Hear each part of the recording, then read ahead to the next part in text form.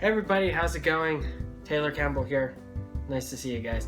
So, roughly a year ago, in preparation for the Crash Bandicoot Insane Trilogy, as well as in participation of Bandicoot Month on YouTube, I made a video about Crash Bandicoot comics, and I was only able to find one real one that was roughly based on Crash Bandicoot 2.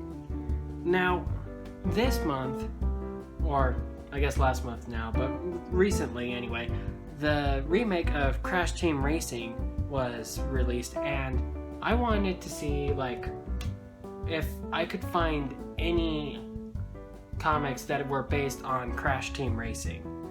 And so I did some research and I looked around all over the internet and I was able to find something. So let me show you what I found.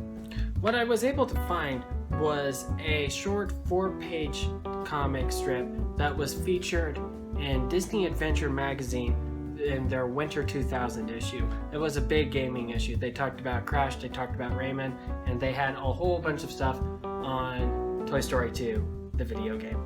But let me tell you what the story was about.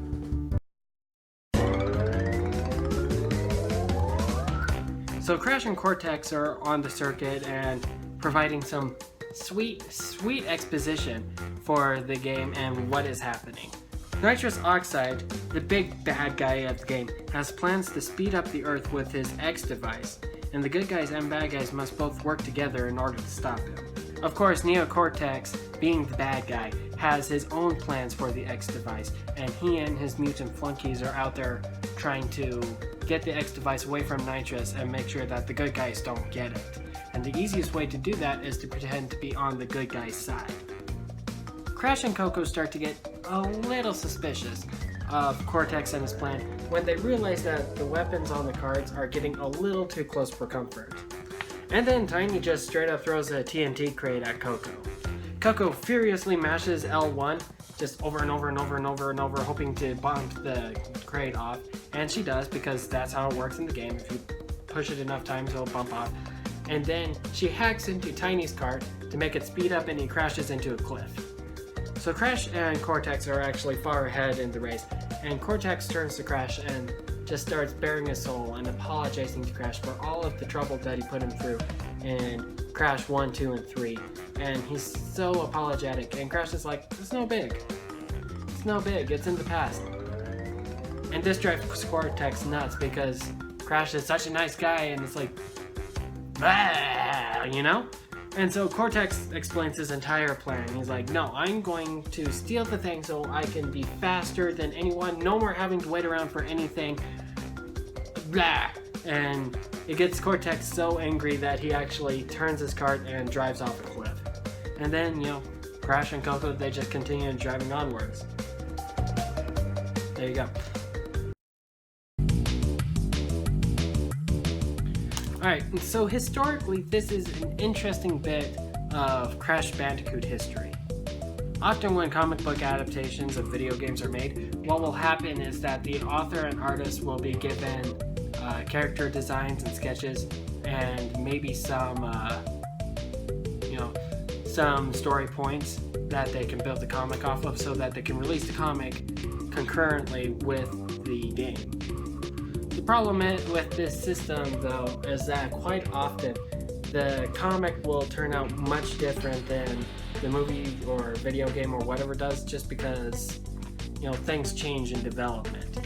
And so while they're developing, the video game people are doing their own developments. Anyway, so in this comic strip, we hear about this X device that was supposed to speed up the Earth, and that was the original plot point for Crash Team Racing. What we instead got was Nitrous Oxide wanted to just tear down the Earth and turn it into a parking lot, because apparently there are some really great astrological sites within walking distance of the Earth. I don't know. Maybe Venus is just really interesting. I love Crash Bandicoot because it takes so many cues from Looney Tunes. It's hilarious. Anyway, so there you go. You have that interesting bit of contrast. And in this comic, you can see a little bit about how the game was going to be different if they went with that original story. We could see, especially Cortex, he would be a lot more antagonistic than he is in the current Crash Team Racing. And I think that is actually really interesting. And speaking of characters, we do need to sit down and talk a little bit about the portrayal of the title character, Crash Bandicoot. When silent characters like this begin to talk, it opens it up for a lot of easy jokes to make fun of them for it. But comics are special because comics don't sound like anything, they don't make any noise. So while Crash doesn't say anything in his games, he does say a lot in this comic, but it's still silent. He's still a silent protagonist in a way, so he still sounds the way that you would imagine him to sound. So I don't have a problem with that. The problem comes when we have to consider Crash's words against Crash's actions.